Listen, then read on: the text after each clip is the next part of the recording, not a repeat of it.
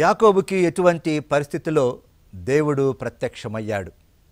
ఆదికాండము 35వ అధ్యాయము 3వ వచనములో యాకోబే తాను పొందిన దైవ ప్రత్యక్షతను గురించి తెలియచేస్తూ ఉన్నాడు.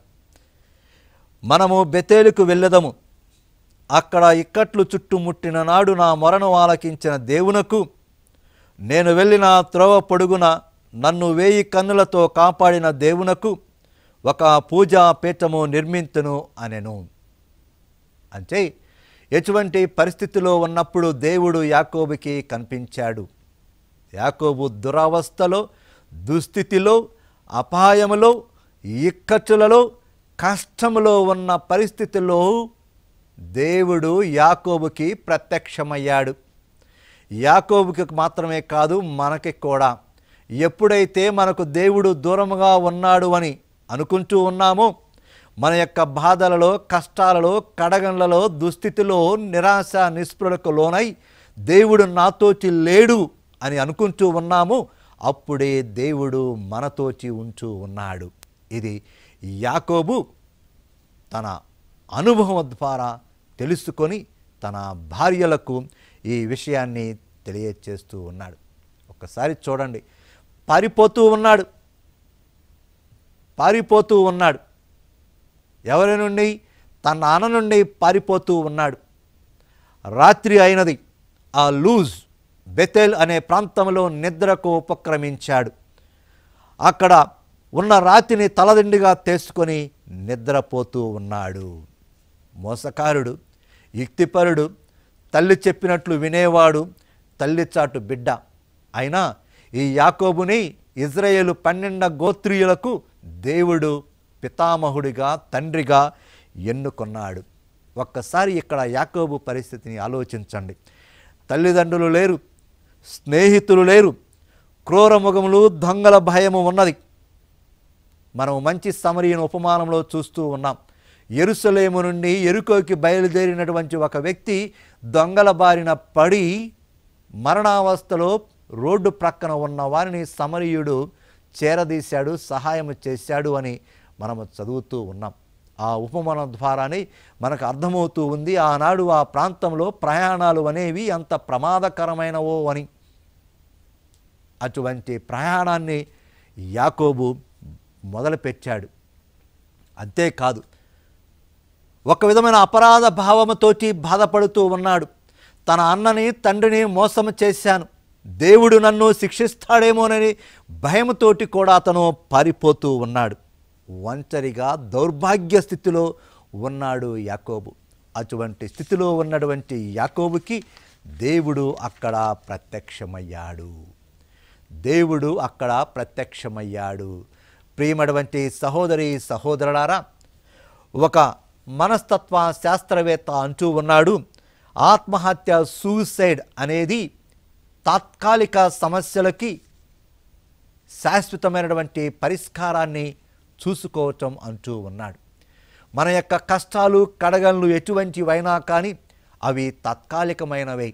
అయినా అటువంటి కష్టాలు, కడగండ్లలో, దుస్థితులలో మనము ఒంటరిగా లేము. దేవుడు మనతోటే ఉన్నాడు. దేవుడు మనకి ఆదరువుగా ఉంటూ ఉన్నాడు. దౌర్భాగ్యము తరువాత దైవానుభూతి మనకి వస్తూ ఉంది. అయితే మనలో విశ్వాసము ఉండాలి. ఆ విశ్వాసము ఉంటే దేవుణ్ణి నీ ప్రక్కనే చూస్తావు. రాజుల మొదటి గ్రంథం 19వ అధ్యాయము 9వ వచనం నుండి 14వ వచనంలో చూస్తున్నాం. ఏలియా ఒక గొప్ప ప్రవక్త. అటువంటి ప్రవక్తని యెజబెలు రాణి చంపాలనుకుంది. ప్రాణభయంతో పారిపోతూ ఉన్నాడు. హోరేబు కొండ దిగువ ప్రాంతానికి వచ్చి అక్కడ ఉంటే దేవుడు అడుగుతూ ఉన్నాడు, ఏమి చేస్తున్నావు ఏలియా? ప్రాణభయంతో పారిపోతూ ఉన్నాను. నీవు కొండపైకి వెళ్ళు. కొండపైకి వెళితే అక్కడ ఏలియాకు దైవానుభూతి, దేవుడు ప్రత్యక్షమయ్యాడు. ఎప్పుడైతే ఏలియా ప్రాణభయముతో దుస్థితిలో ఉన్నాడో అప్పుడే దేవుడు అతనికి ప్రత్యక్షమై అతన్ని శక్తివంతుని చేశాడు, ధైర్యవంతుని చేశాడు.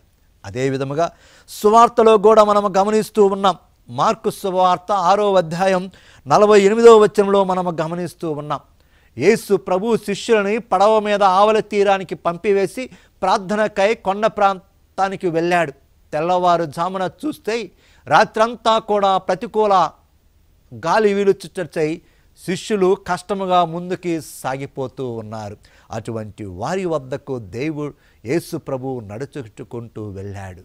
ప్రియమైనటువంటి సహోదరి సహోదరులారా, మీరు విశ్వాసములో బలపడండి. మీరు ఒంటరి వారు కాదు. మీ దుస్థితి ఎటువంటిదైనా కానీ ఆ దుస్థితి తర్వాత దేవుడు తన యొక్క అనుభవాన్ని, ప్రత్యక్షతను మీకు ప్రసాదించబోతూ ఉన్నాడు. ఇదే యాకోబు యొక్క కళ మనకు ఇస్తూ ఉన్న సందేశం. ఇక యాకోబు కళ గురించి మనం చూద్దాం. ఏమి ఆ కళ? పారిపోతూ ఉన్నాడు. రాత్రి అయింది. రాత్రి కాగానే ఒక రాతిని తీసుకొని తలగడగా చేసుకొని నిద్రిస్తూ ఉన్నాడు. ఆ నిద్రలో కలలో దేవుడు అతనికి కనిపించాడు.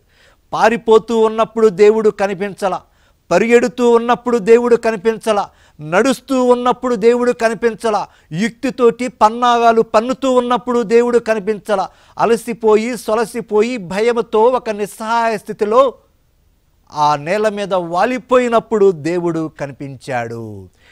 దేవుని ప్రత్యక్షత అనేది కూడా మన జీవితంలో ఇలానే ఉంటూ ఉంది. ఏదో సాధించాలని మనము నిరంతరము శ్రమిస్తూ ఉన్నప్పుడు కానీ, పరిగెడుతూ ఉన్నప్పుడు కానీ, రణ ఘన ధ్వనుల మధ్య దేవుడు మనకి కనిపించడు. నిశ్శబ్దముగా నిశ్చలముగా ఉన్నప్పుడు, నిస్సహాయతలో ఉన్నప్పుడు దేవుడు మనకి కనిపిస్తూ ఉన్నాడు. అక్కడ దాకా ఎందుకు? మీరు బైబిల్ గ్రంథాన్ని చదవండి. దేవుడు ఎప్పుడు తన యొక్క భక్తులకి ప్రత్యక్షమయ్యాడు? యాకోబుకి కావచ్చు, యోసేపుకు కావచ్చు, లేకపోతే నూతన నిబంధన గ్రంథములో మరియ భర్త అయినటువంటి యోసేపుకు కావచ్చు. వీరందరికీ దేవుడు ఎప్పుడు ప్రత్యక్షమయ్యాడు? రాత్రి వేళలో కలలో ప్రత్యక్షమయ్యాడు. అంటే వారు ఏమీ చేయకుండా నిశ్చలముగా నిద్రిస్తూ ఉన్నప్పుడు దేవుడు ప్రత్యక్షమయ్యాడు. అదే విధముగా మనము కూడా గమనించాలి. నీవు ఏదో చేయాలనే అవసరం లేదు, నిశ్చలముగా ఉండు. యెషయా ప్రవక్త గ్రంథం 7వ అధ్యాయంలో మనం ఒకటి గమనిస్తూ ఉన్నాం. ఏమిటి అది?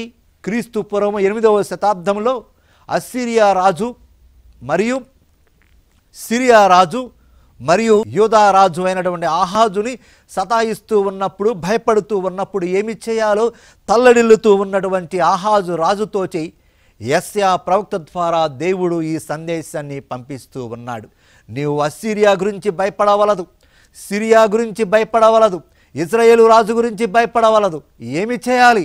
నీవు ఏమీ చేయవద్దు, నీవు జాగ్రత్తగా ఉండుము. యెషయా ప్రవక్త గ్రంథం 7వ అధ్యాయం 4వ వచనం. నీవు జాగ్రత్తగా ఉండుము, భయపడకము, నెమ్మదిగా ఉండుము, నిరుత్సాహము చెందకము, ఆరిపోవచ్చుకు సిద్ధముగా ఉన్న ఈ 2 నిప్పు కొయ్యలకు వెరవకము. ప్రియమైనటువంటి సహోదరి సహోదరులారా, మన జీవితంలో కూడా తెలుసుకోవలసినటువంటి విషయము ఇదే.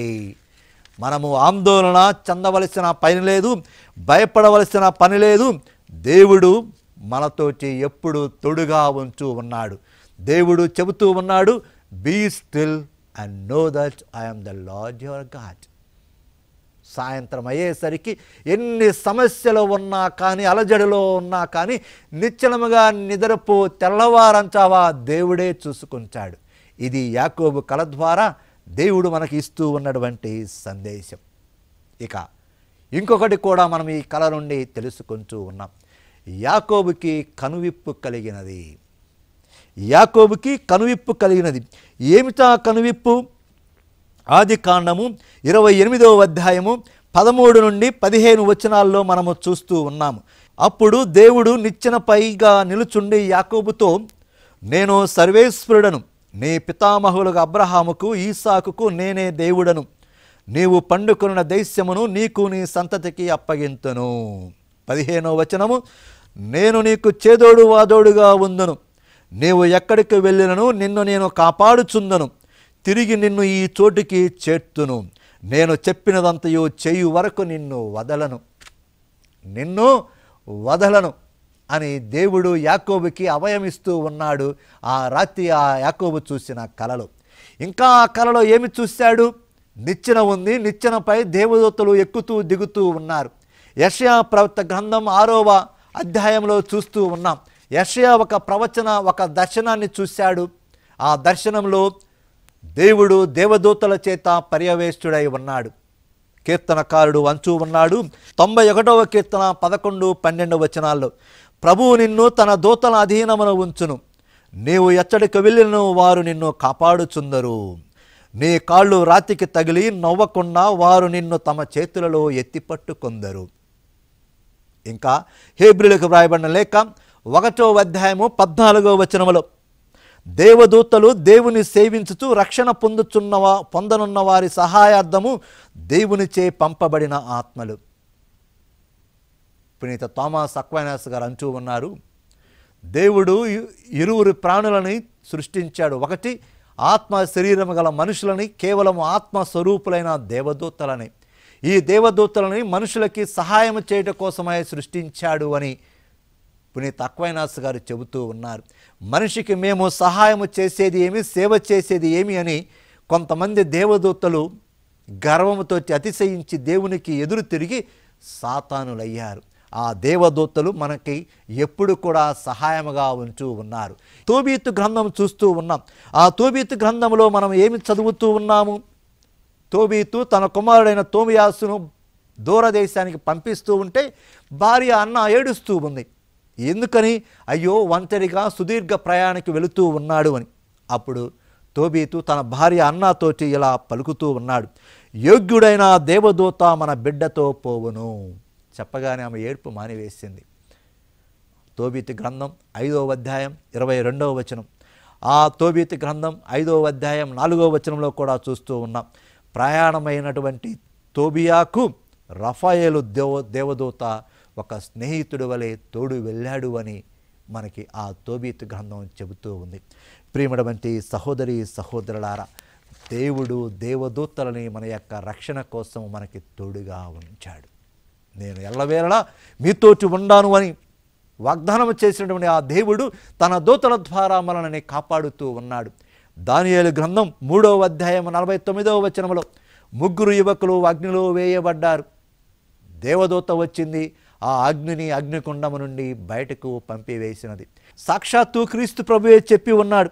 మత్తయి శుభవార్త 18వ అధ్యాయం 10వ వచనంలో, ఈ చిన్నవారిలో ఎవరిని తృణీకరింపకడు, ఏలైనా వీరి దూతలు పరలోకములో నా తండ్రి సముఖమున సదా నిలిచి ఉన్నాడు. అందుకే ప్రియమైనటువంటి సహోదరి సహోదరులారా, సాయంత్రం అయ్యేసరికి ఈ ఏటిని గురించి దిగులు చెందకుండా, భయపడకుండా, ఆందోళన చెందకుండా నిద్రపోండి. యాకోబు వలె నిద్రపోండి. ఏమో ఏ రాత్రి ఏ కలలో దేవుడు మీకు ప్రత్యక్షమై మీతో మాట్లాడబోతున్నాడేమో. అందుకే ఆలోచించండి. సర్వశక్తిగల ఓ సర్వేశ్వర, మీరు ఎల్లవేళలకు కూడా మాకు తోడుగా ఉంటానని వాగ్దానం చేసి ఉన్నారు. మా యొక్క కావలి దూతలని మాకు తోడుగా ఉండి మమ్మల్ని నిరంతరము కాచి కాపాడుతూ ఉన్నారు. మేము ఈ సత్యాన్ని గ్రహించి ప్రతినిత్యము కూడా, మరి ముఖ్యంగా ప్రతి రాత్రి కూడా ప్రశాంతముగా నిద్రపోయేటటువంటి నిశ్చలమైన మనస్సుని మా అందరికీ ఇవ్వమని మా నాథుడును మీ కుమారుడైన క్రీస్తు ద్వారా మిమ్మల్ని బ్రతిమాలి ప్రార్థిస్తూ ఉన్నాము.